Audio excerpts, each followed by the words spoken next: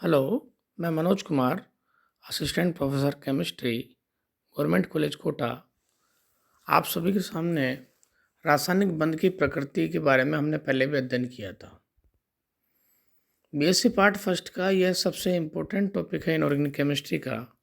आप सभी को ध्यान में रखने वाली बात यह है कि पहले आपने जब एटॉमिक स्ट्रक्चर पढ़ा, उसके बाद आपने पीरियोडिक टेबल पढ़ा, तो ध्यान रखें कि इन सब के बारे में पढ़ने के पश्चात रासायनिक बंध की प्रकृति या रासायनिक बंध जो है ये टॉपिक में सभी प्रकार के जितने भी तत्वों का अपन अणु और उसके यौगिक बनते हैं उन सब का बनने का अध्ययन करते हैं।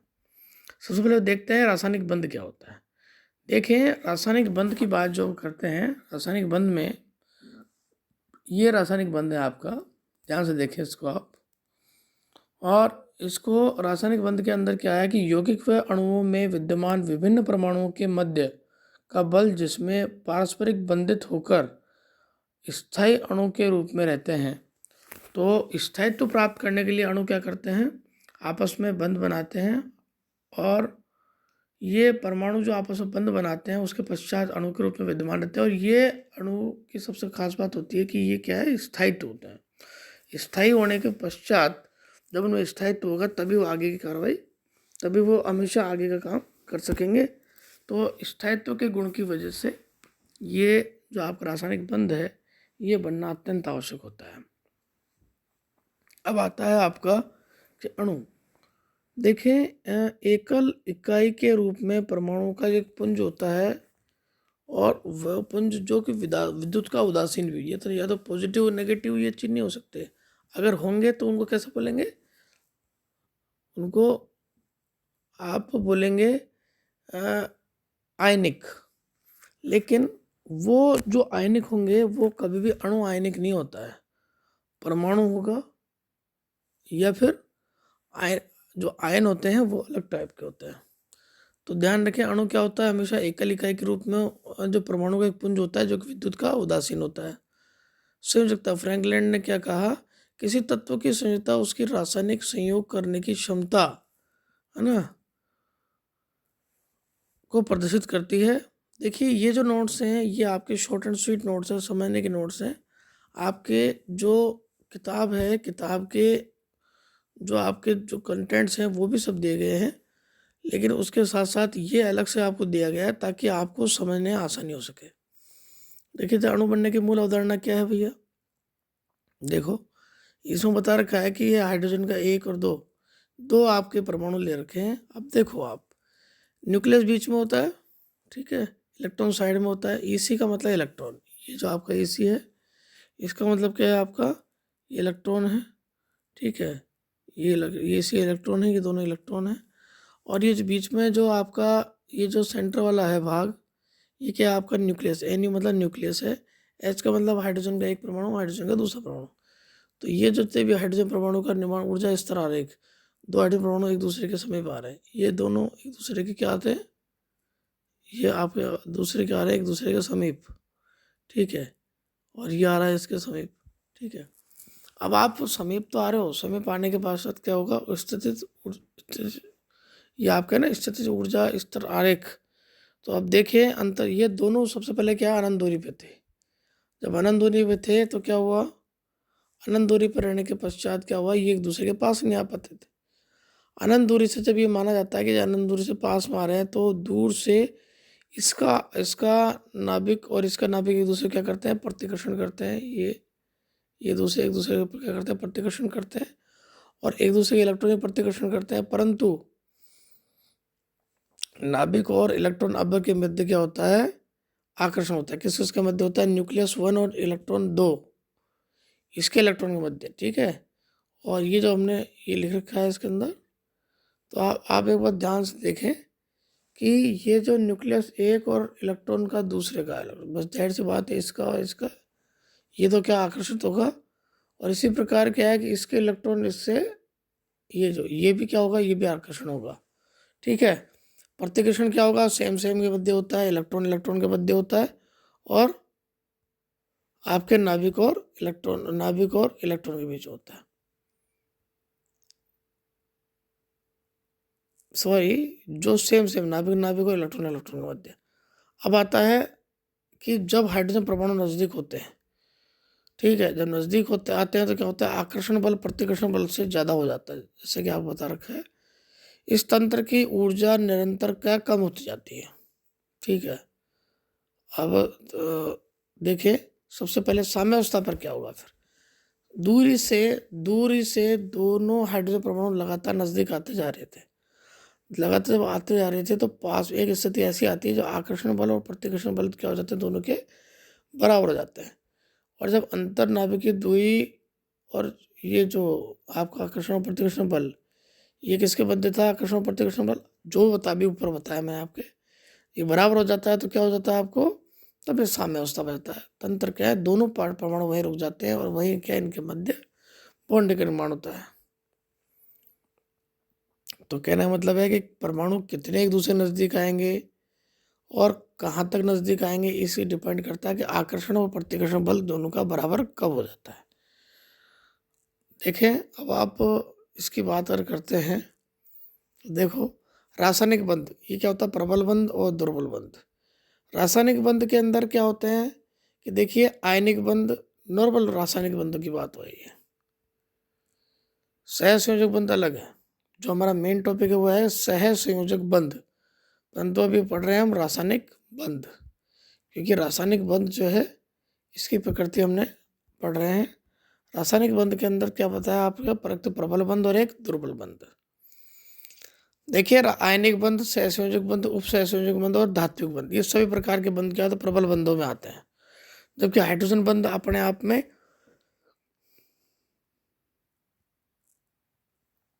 और दूसरा है वांडरवाल बंध, ये दोनों आपके क्या दुर्बल बंधों की श्रेणी में आते हैं। आयनिक और सहसंयोजक और उप सहसंयोजक, इनकी ऊर्जा आपकी कितनी होती है, 200 किलो जूल होती है प्रति मोल। जबकि हाइड्रोजन कितनी होती है, 10 से 40 किलो जूल प्रति मोल होती है, और वांडरवाल की होती है 2 से 20 किलो जूल। तो अगर अपन वापस से गिनती करें तो याद कर लें इस चीज़ को, 2 से 20 तो वांडरवाल, उससे भारी क्या हुआ, 10 से 40, रेंज के हिसाब से 10 से 40 किलो जूल।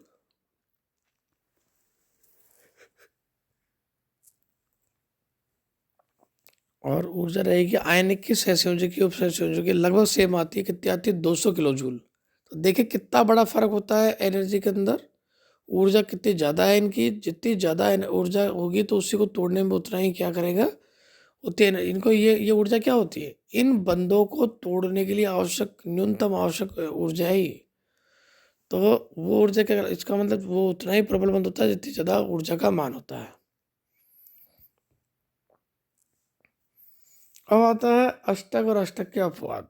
ये अष्टक की बात क्या है भाई, देखो कभी भी आपको पता है कोई भी अष्टक पूर्ण जब होता है तो वो जो अणु बनता है उसके अंदर क्या आता है, स्थायित्व आ जाता है। लेकिन जब अगर बात करते हैं कि अष्टक के अपवाद, संक्रमण धातु आयन कुछ ऐसे हैं जिनके अष्टक अपवाद होते हैं।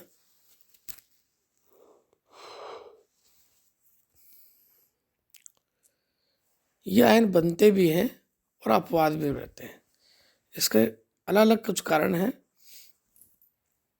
देखिए, क्रोमियम 3+ और आपका मैग्नीज 2+ और Fe2+। तो भारतम कोश की इलेक्ट्रॉन संख्या इसमें 11, 13, 14। अब देखिए, ये सभी जितने भी अपूर्ण अष्टक वाले या न्यून अष्टक वाले जो होते हैं, जिसके अष्टक से कम इलेक्ट्रॉन संख्या होती है, 8 इलेक्ट्रॉन से अष्टक में कम इलेक्ट्रॉन होते हैं, ये सभी क्या होता है, 4, 6 और ये इलेक्ट्रॉन के होते हैं, ये सभी क्या नॉर्मली क्या होते हैं, लुईस एसिड्स होते हैं, ठीक है। और ये इन सब के इलेक्ट्रॉन कम है, इन सब के ज़्यादा है, निकाल सकते हैं आप। PCl5 हो गया। अब ये देखिए, इन सब के अंदर, ठीक है, जैसे PCl5 की बात करता है तो देखिए 1, 2, 3, 4, 5 इलेक्ट्रॉन का जो क्लोरीन साझा कर रहा है, 5 क्लोरीन साझा कर रहे हैं इस फॉस्फोरस से। और प्रत्येक इलेक्ट्रॉन जो है, अगर एक करेगा तो फॉस्फोरस अपना एक देगा, तो इस प्रकार क्या 2 इलेक्ट्रॉन, एक बंद में 2 इलेक्ट्रॉन हो जाएंगे।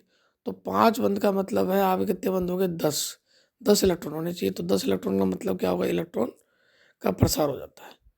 विषम इलेक्ट्रॉन युक्त स्पीसीज, इसमें क्या होता है, इसमें अलग ही टाइप के इलेक्ट्रॉन की संख्या निकल के आती है, और ये जितनी भी स्पीसीज है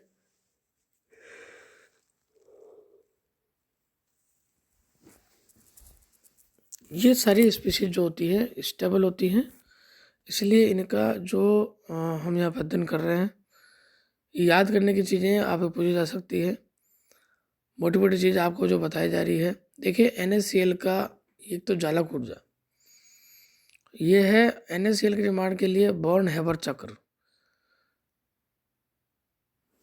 बॉर्न हैबर चक्र जो आपने पहले भी एक बार पढ़ा था, ये आपका आया था आपके तत्वों की आवर्तता में।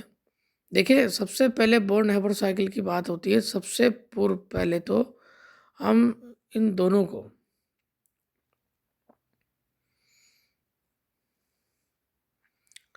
ये जितने भी हैं सोडियम और आपका क्लोरीन, इन सबको सबसे पहले तो स्टेज में लाते हैं, मोल फॉर्म में लाते हैं, देखिए गैस फॉर्म में लाते हैं। इधर देखिए सबसे पहले ये आयन फॉर्म में थे, Na+ जो गैस था और Cl- गैस था। इसके इसको ये इसके इससे क्या बनता है, हमारा 1 मोल NaCl का क्रिस्टल निर्माण होता है। अब लेकिन इसको बनाने से पहले, ये तो वो रॉ मटेरियल है जिसकी हमको आवश्यकता है। हमको जब Na+ गैस और Cl- गैस से हमको जब अणु बनाना होगा, तो ये देखिए ये जो आपका ये हमारा लास्ट, ये हमारी रॉ मटेरियल है हमारे दोनों। तो जब हमको 1 मोल NaCl की प्राप्ति करनी पड़ेगी, तो हम क्या करेंगे, इससे हम क्या करें, खाली U जो जालक ऊर्जा के द्वारा हम क्या प्राप्त कर लेंगे, दोनों दोनों इक्वेशन प्राप्त हो जाएगी, हमारा NaCl प्राप्त हो जाएगा। परंतु सबसे पहले इसको प्राप्त करने के लिए क्या होता है, हमारा सोडियम तो क्या होता है, नॉर्मल स्थिति में क्या होता है, सॉलिड होता है ना। तो जब सॉलिड होता है तो क्या होता है, इस सॉलिड को हम क्या बनाते हैं, सबसे पहले ऊर्ध्वपातन ऊर्जा द्वारा हम क्या बनाते हैं, गैस के रूप में कन्वर्ट करते हैं, और उसके बाद में इस गैस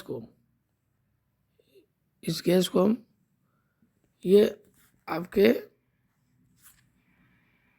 आयनन आयनन ऊर्जा, मतलब इसको हमने सबसे पहले क्या बनाया, ये सॉलिड था, सॉलिड से हमने क्या बनाया, इसको गैस में बनाया, गैस से हमने इसको आयन में कन्वर्ट किया, गैस के आयन के रूप में कन्वर्ट किया, तो हमारा रॉ मटेरियल प्राप्त होता है।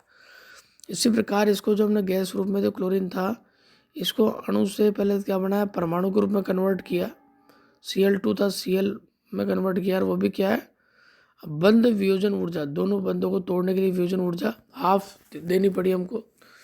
उसके बाद में हमने इस गैस को क्या, गैस के आयन के रूप में चेंज किया। तो इस प्रकार क्या होता है कि हमारी दोनों चीज़ें सभी शामिल होते हैं। ये सभी चीज़ों से हमको प्राप्त है, बॉर्न हैबर साइकिल प्राप्त करते हैं कि अणु का निर्माण कैसे होता है।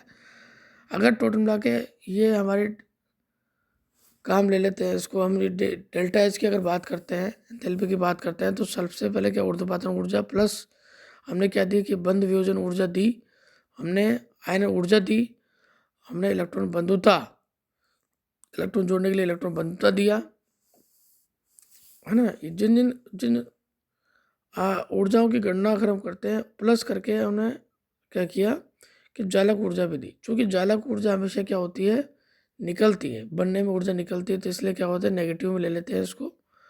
तो इस प्रकार क्या है कि ये आपका कंप्लीट 1 मोल NaCl क्रिस्टल जालक के निर्माण के लिए ऊर्जा का ये ग्राफ कहलाता है, और ये सूत्र है।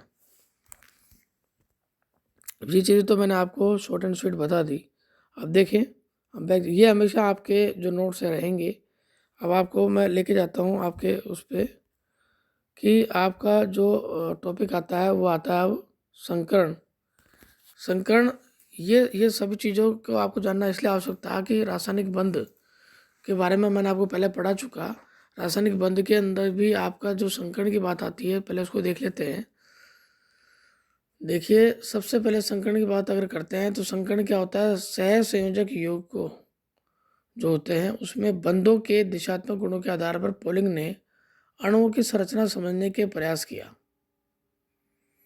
तो इस संकरण में क्या किया, संकरण का मीनिंग ये होता है कि आपने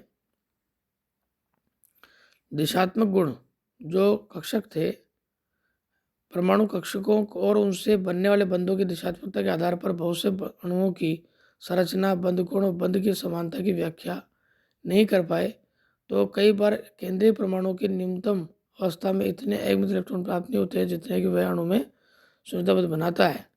तो ध्यान रखें अणु में बंधन समझने के लिए उसके द्वारा ऐसी उत्तेजित अवस्था प्राप्त करना आवश्यक होता है जिसमें आवश्यक संख्या में अगमित इलेक्ट्रॉन हो, और ये अगमित इलेक्ट्रॉन जो होते हैं, है ना, इस अगमित इलेक्ट्रॉनों को हम क्या करते हैं, जब ये अगमित इलेक्ट्रॉन पेयरिंग करते हैं तो क्या था, बंध का निर्माण कर पाते हैं।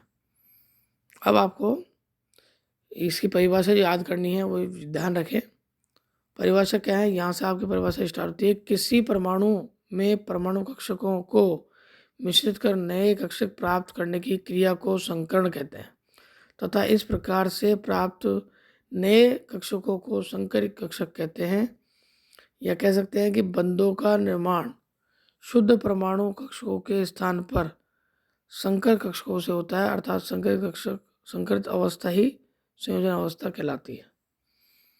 ठीक है, संकरण के कुछ रूल होते हैं जिसे हम कल पढ़ेंगे, और संकरण को भी दोबारा से पढ़ेंगे। आपको खाली एक इंट्रोडक्शन मिला है जिससे आपको पता लग जाए कि आपको संकरण आपको कैसे पढ़ना है। इसमें बहुत सारे एग्जाम्पल आपको दिए जाएंगे, इससे एग्जाम्पलों की सहायता से आपको पता लगेगा कि आप किस प्रकार से ये संकरण कर पाएंगे। ये क्वेश्चन आपको बहुत इंपॉर्टेंट है, इसलिए इसको नए टॉपिक से स्टार्ट करें। Thank you.